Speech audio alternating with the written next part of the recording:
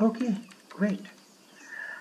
So I will record the session and I will give the link to Sophie, and Sophie can upload it onto the archive section in the Buddha Center website. I think you all are aware about the Buddha Center website, and there you can find some of the old speeches and talks of all the people, all the instructor and all the speaker, and you can go there, you can find some old talks. So that's great. Okay, so today we are going to discuss about triggers, and we all have a different kind of triggers. Every day we go through our life and we are affected by different kind of triggers. Some people become very excited, some people get panic attack, some people get scared, they become angry, they become overwhelmed, uh, and there is a biological reason for this triggering.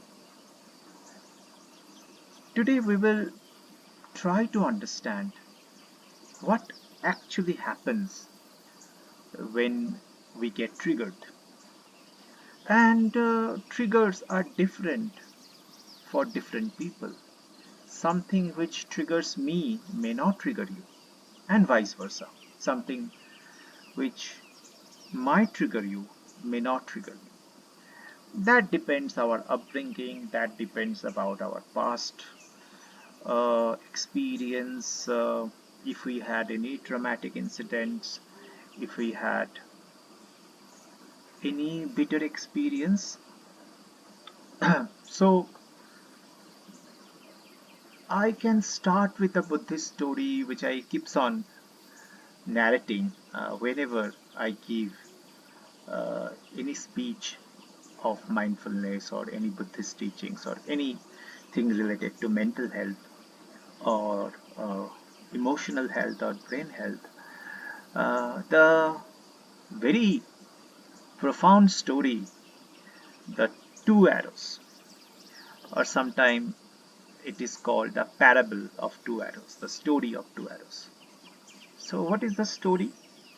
Buddha asked his students a question that if a person is struck by an arrow, or if a person is wounded by an arrow, is it painful? And the student says, "Oh, master, yes, very painful." And then Buddha says that, and if that person is struck by a second arrow, is it even more painful? And the student says, "Oh my God, yes, definitely, indeed. It's more painful. It's much worse."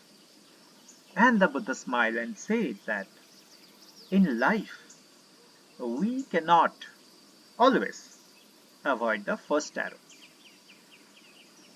And that first arrow could be any kind of incident, any kind of event which happens to us. That could be anything. Maybe, you know, uh, someone criticizes you, maybe someone behaved with you in a rude manner, uh, maybe someone hurts you, make you upset, uh, did not keep a promise, or said something which is inappropriate. Maybe the traffic signal, someone just, overtook you or said some nasty words. It happened. It happens with all of us. We get scolded in our office, maybe We had a heated arguments with our loved ones. It happens to all of us. Maybe someone lost their job, maybe someone lost money. That is the first arrow, and we do not have any control over it. We go outside without taking an umbrella, and it starts raining and we got wet. It's not in our control. I don't know when it will rain. But the second arrow, this is where Buddha uh, advises us to become mindful. That first arrow is not in your control, but the reaction or what you do after you get struck by the first arrow, that is in your control. That is where your uh, wisdom lies. So the second arrow is basically the one that we shoot at ourselves. So sometime it's not the outside event or worldly thing, or maybe our boss, or maybe a stranger, maybe a friend, maybe someone caused you some kind of suffering. Most of the time it is our own mind, and we need to protect ourselves from our own mind. Mind, there was a saying that Milton, the famous poet Milton, said in Paradise Lost that mind at its own place can make the hell out of heaven, or can make the heaven out of hell. So sometimes we need to protect ourselves from our own mind, and that is where the second arrow comes. So the Buddha said that the second arrow, we shoot it at ourselves. Maybe replaying the argument in our mind for hours, for days, or overthinking, or maybe judging that event, analyzing that event, reacting about a particular event, keep on ruminating, keep on telling about it to other people. So we keep on inflicting the pain again and again by shooting the second arrow. The event has happened, and how we are reacting to that event, that leaves an impact on our mental health and even physical health. So the first arrow is out of our control. The second arrow, that is optional. That is in our control. That is something where we need to work. Sometimes the second arrow shoots on autopilot. Something happens and you become very angry.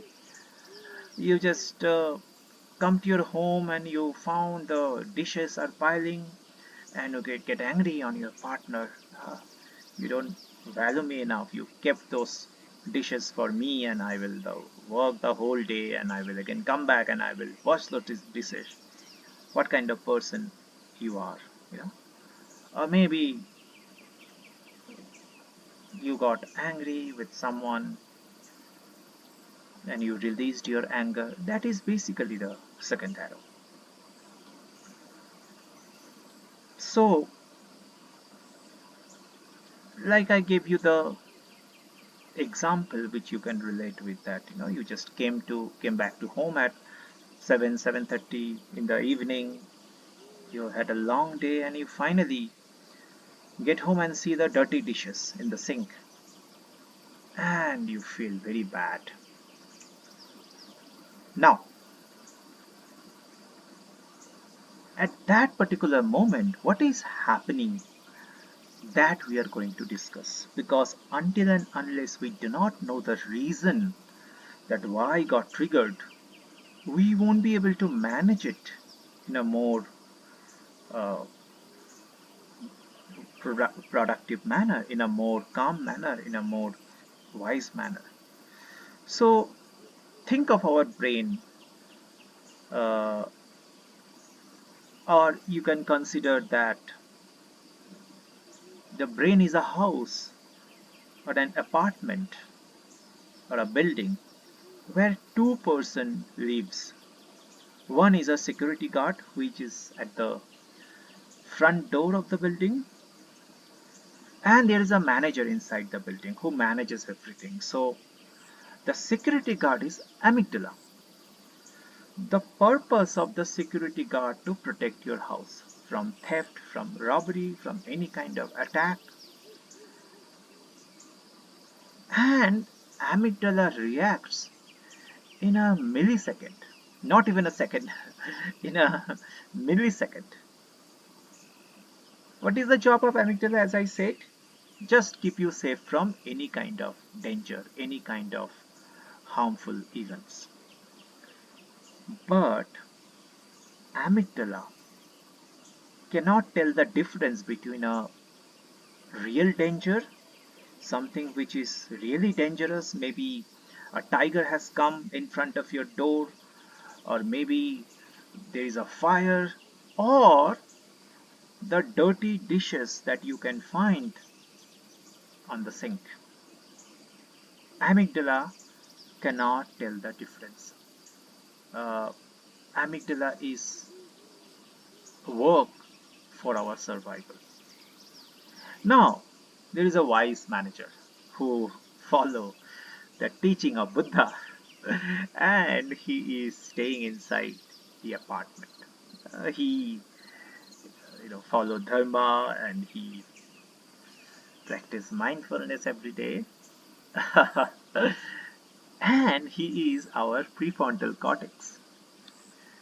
So prefrontal cortex is rational.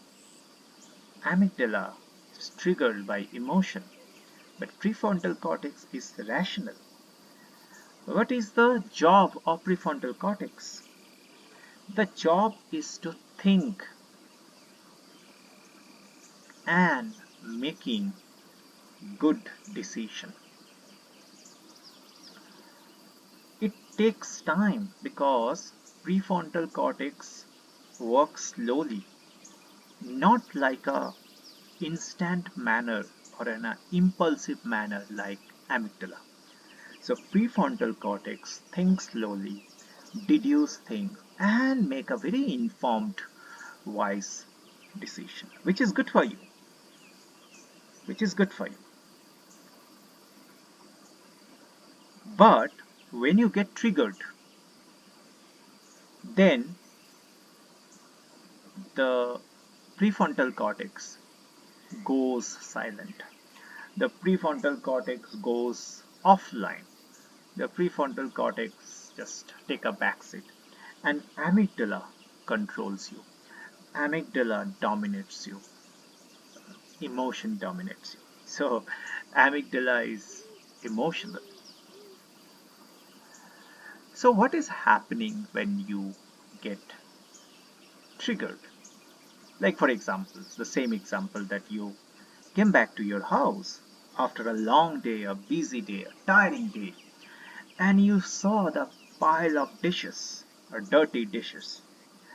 So first is your senses notice something. Your eyes see the dishes, and it signals to your brain, mostly one particular organ, I would say a part of the brain which is responsible, that is a thalamus. And it sends the message, dirty dishes detected, dirty dishes observed, or dirty dishes noticed. What is the second stage? The security guard becomes active. Your amygdala becomes active. The security guard check uh, the old memory or the past memory or the bitter memory within a fraction of second, where it finds that dirty dishes means disrespect. That means your partner do not value you. The partner or your husband or your wife or maybe your children do not care about you. Do not think that, okay, mama has come from home after a long tiring day. I should not put the dishes. And amygdala will label it as danger because amygdala is not rational. For amygdala, there is no measurable difference between seeing a tiger and seeing a pile of dishes because it will activate that bitter memory that you are not valued, people do not care about you at your home. Maybe because of some past incident, maybe your partner yelled about dishes or ignores your request, and it sends a red alert, which feels like a threat. What happens next? Your body goes into emergency mode. Okay, your heart rate increases, your stress hormones increases. The stress hormones, cortisol and adrenaline, they just flood your bloodstream. The blood rushes to your muscle, you feel hot, you feel tense, you kind of, ready to fight. you know, Amygdala triggers that fight or flight situation. So either we have to fight or we will run away. There is another condition that is freeze that I will discuss later on. That is also an evolutionary process. Like you saw a tiger and you hide behind a tree. Now you cannot fight with the tiger. That is not possible. You cannot run away because if you run away, the tiger will see you and will catch you and will eat you. So the best thing the body can do in that situation, the freeze situation. So but that is again a different topic altogether. Maybe one day we can discuss that why our body goes into freeze situation. So it's not always fight and flight, even the freeze, the third situation also happens.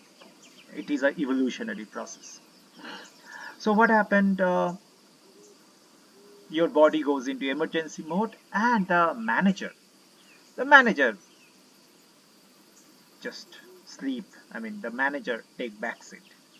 Amygdala control your entire reality. Fourth, what happened? The fourth step. Your brain record that dishes in the sink means you are being disrespected.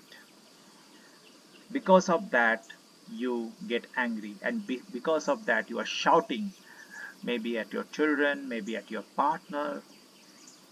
Your brain record this incident, which it can replay in similar future event. It saved this like a computer file. We save a file like how to respond to dishes in the sink. Fifth step, the more it keeps on happening, one, twice, thrice, four times, five times, it becomes automatic. It goes into autopilot mode. It's not in your control. The moment you see the dirty dishes, you become angry because it happens before, and the neural pathway was created for this particular experience. And the next time you see the dishes, automatically you feel instant anger. You don't have any control to choose it. It just happened. And this is a trigger, a kind of automatic reaction pattern. I gave you the example of seeing the dishes, but it could be anything. Those people who had issues with cleanliness, maybe they have some cleanliness obsessive compulsive behavior, or maybe those people who are scared about some insects. I know a person who has arachnophobia in a spider. The moment he sees the spider, becomes very angry and he try to kill the spider because it has become autopilot and you don't have any control. And for different people, it is different thing. Like I tell you, maybe your colleague interrupts you when you are in a meeting or you are trying to say something, because the amygdala says that your colleague interrupts you in a meeting, that is a kind of disrespect. You are not important to that person or to company, and again you just being very defensive, and it becomes a trigger. In relationship it happens. Maybe your partner does not respond to your text for a couple of hours and you becomes angry because the amygdala says that you are being ignored, you are being abandoned, you are not loved. See, amygdala is not your friend. The main role of amygdala is to make you survive. So sometimes amygdala might show you danger where there is actually no danger situation. uh, Maybe with your kids, your kid might say something which is hurtful, something which is rude, and your amygdala keep on saying, it's a disrespect. uh, you chase your kids, you scold them, you hit them, amygdala will say this kind of thing because for amygdala there is no sophistication. Threat means threat, red alert means red alert. Maybe in the traffic someone overtook you, someone just cuts you off. Amygdala said it's a disrespect, it's injustice, it's danger. Again, you become aggressive in driving. You keep on honking. Same kind of mechanism which is working. And this trigger were created in the past, maybe 1 year back, 2 year back, 3 year back, and they control your present. That is the reason that when we go through any kind of traumatic events, it is engraved in our memory, in our brain so vividly that we cannot let it go. Each time the similar thing happens, we just snap to a particular person, or we get panic attack, or we just be very defensive. That is the reason. Now we cannot blame our amygdala. Amygdala is just doing its job. Uh, Whenever amygdala see that a old painful situation comes, amygdala is going to protect you by making you the reacting you the same way. But the old reaction might not fit the current situation, and we have the capacity, or we have the way to uh, change this pattern in our brain. And Buddha actually talked about it 2000 years ago, 2500 years ago.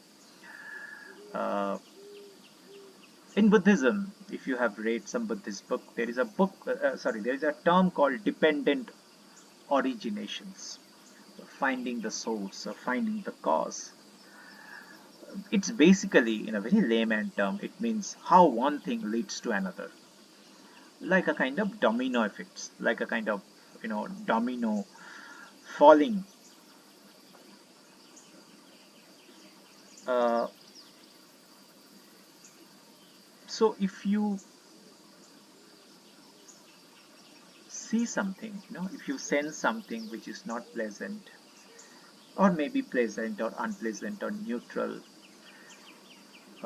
if you wanting something or not wanting, if you are showing any reaction, at the end of it, it becomes a part of who you are. So it starts with contact, then it becomes a feeling, then it becomes a craving or aversion, It becomes a clinging, and then it's becoming.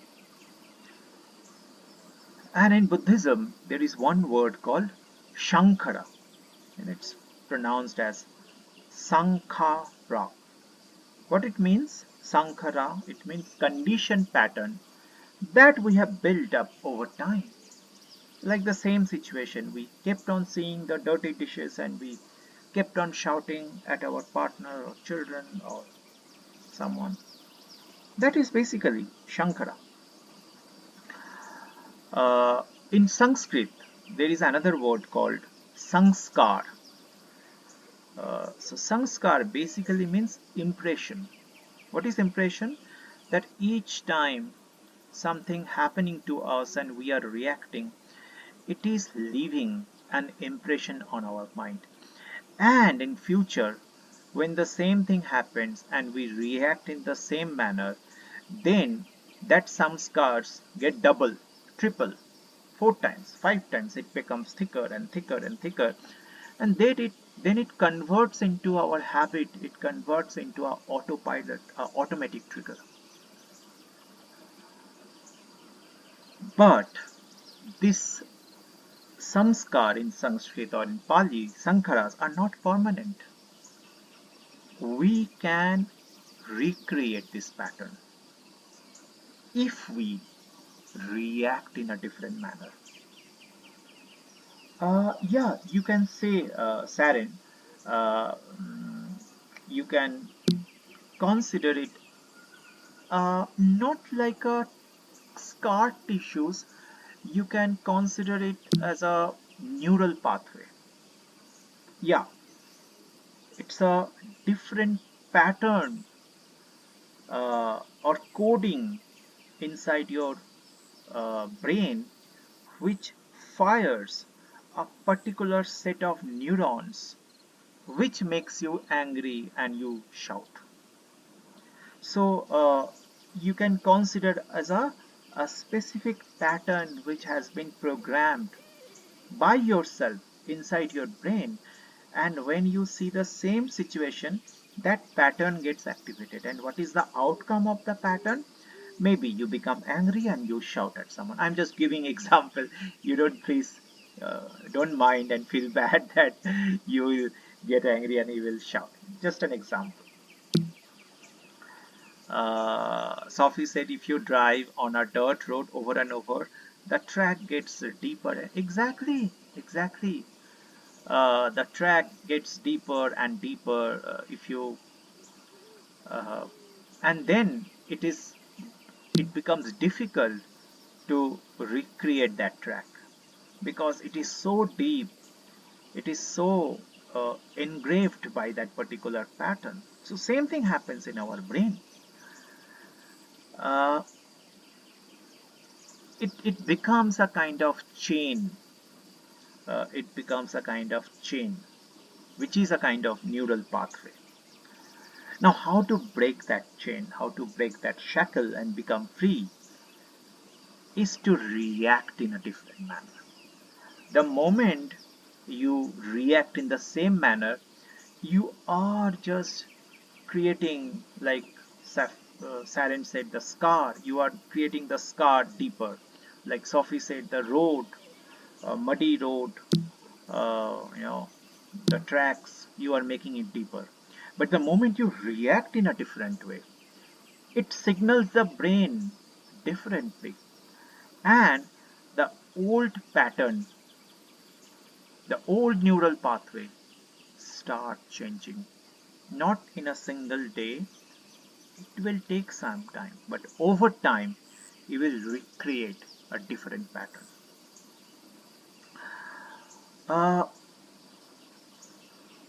and this is where the Buddha's lesson comes very uh, handy. It comes very useful that life will always throw things at you. The first arrow. Life will keep on throwing. There is no person in the world who does not face any difficult situation, heartbreak, does not see death of a loved one, does not go through financial difficulties. All people go through one time or other. another time. We are not, we cannot control that thing. But the second arrow, how you feel and react, uh, that we can control sometime. Or we can say, the first arrow, life throw things at you. Amygdala will always be active after that. You cannot stop amygdala because amygdala is responsible for your survival. So you got the first arrow, amygdala got triggered. Okay. Sometimes the sankhara or sanskar or our neural pathway becomes so fixated, the second arrow is automatically thrown at ourselves by our amygdala. Okay, this is where we can change the pattern and we can break the chain between this. Uh, the amygdala will react, but we will not feed our amygdala. Something happened to us, maybe our boss said something bad to our office or maybe something insulting, and your amygdala said, oh my god, how could your boss says this kind of thing, it's a threat, it's a kind of danger. You also shout back. But the moment you feed your amygdala, you are again going back to the old pattern. So what to do in those kind of situations? The most crucial important thing is do nothing. You know, there should be a gap between these two situation, that your amygdala gets triggered and you react. So your amygdala will get triggered because it's a survival thing. But you do not react. You just try to pass some time. Automatically, your mind will come after some time. There was a neuroscientist. His uh, let me just find it out. Yes, his name is Dr. Jill Bolte Taylor. You can just find it on Google. Dr. Jill Bolte Taylor, and he did some research and he found that an emotion left alone runs its course through your body only for 90 seconds, not more than that. If an emotion comes to your mind, it runs for 90 seconds. That's it, 90 seconds. But the reason it lasts longer because we keep thinking about it. That is the second arrow as per the teachings of Buddha. We tell ourselves different stories, different narrative about it. We analyze it, we dissect it, we keep on creating different judgment about it, and we re-trigger ourselves. That is why the the emotion do not leave our body, do not leave our mind, because we are constantly thinking about it. If you just let it go, if you just be as it is, the emotion will go. Emotion will stay for 90 seconds and then it will go away. So next time, whenever we get triggered, the first thing that we need to do, that do not act for 90 seconds. Nothing. Just sit or just lie down or just go to find a calm corner and do nothing for 90 seconds. And that, I think it's easy. 1.5 minutes, we all can do that. Yeah. Let the emotion stay for 90 seconds and go away. You can just breathe and feel the emotion in your body, because what happens whenever we become aware about the bodily sensation, and this is a kind of method that is known as the RAIN method. Maybe I will talk about it next time. The R for recognize, A for allow, I for investigate, and N for non-identification. So uh, the rain method is a kind of cognitive method where we can change the narrative about a particular event in our mind. So one day we will talk about the rain method. But for 90 seconds, you just breathe and feel it in your body. You just watch it, rise your anger, peak, and start to fade. So most of the time, after 90 seconds, you will respond in a more calm manner, in a more wise manner, in a more matured manner. Just 90 seconds. Okay. Uh, that is the first thing that we can do. Then there is another thing that is called reconsolidation. Yeah, reconsolidation. Now here what happened that after you come down from a trigger, so 90 seconds has passed, or maybe 5 minutes has passed, uh, you found out that there was a trigger and you want to make the trigger less powerful next time. You recall the trigger memory. Think about a time you got triggered, and you can also feel a little bit about it.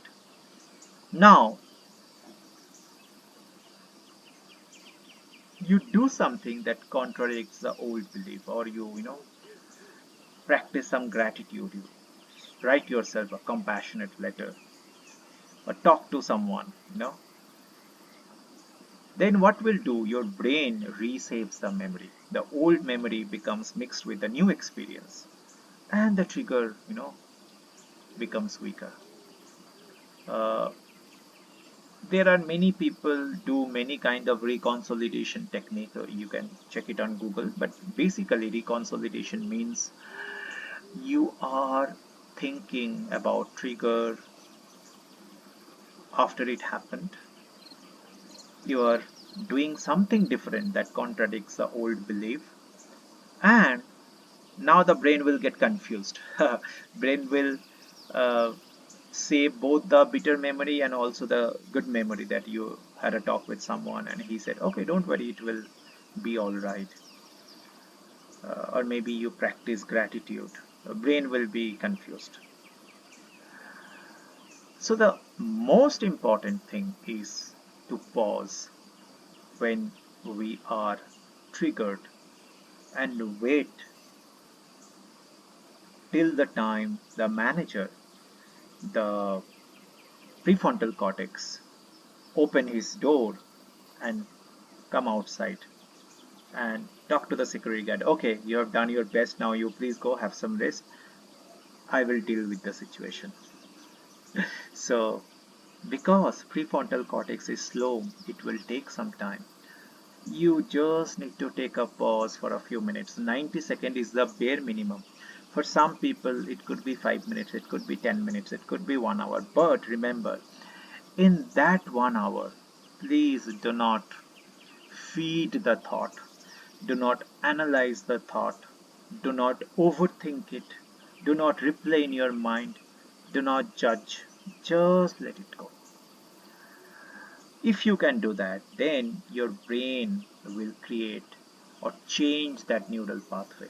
Okay, you can do some breathing because deep breathing or even like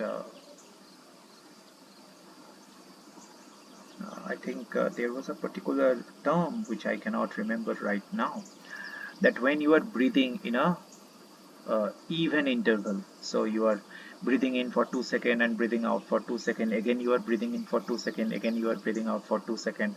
So you are breathing in a coherence manner, coherent manner when you are breathing in for, yeah, box breathing, right?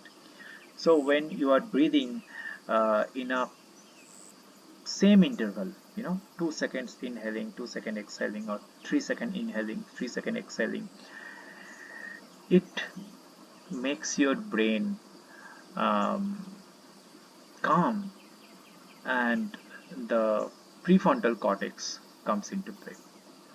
Uh, So box breathing you can do, or you can just lie down and wait for some time till the time the prefrontal cortex comes into play.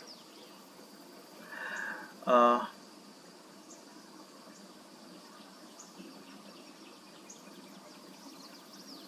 Also, you can just do the reality check that you are in actual danger right now. 99% of the time, the answer is no. And again, you are reprogramming your amygdala that we are safe. This is uncomfortable, but not dangerous. So amygdala will also learn from it. And next time, it may not send that strong signal to you, but it will take some time. This reframing will take some time.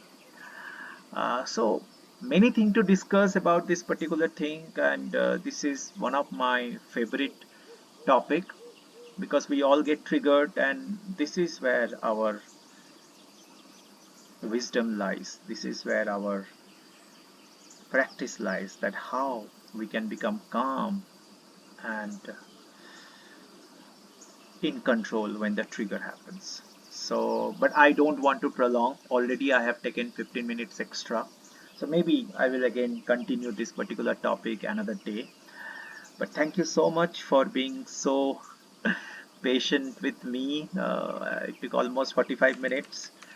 But maybe in future we will continue, keep on exploring that how we can deal with the trigger, because 99% of our life problem is based on this trigger, and the amygdala will just keep on bothering us. The emotional, the past memory, keep on dominate our reality.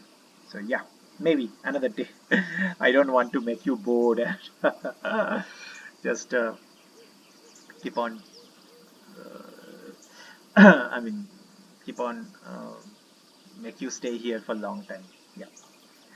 Okay. Now, if you have any question, or if you want to share something, please do, because we all are learning from each other. Okay, Sophie said that my one good therapist taught me box breathing and mindfulness and patiently watched the emotion run their course.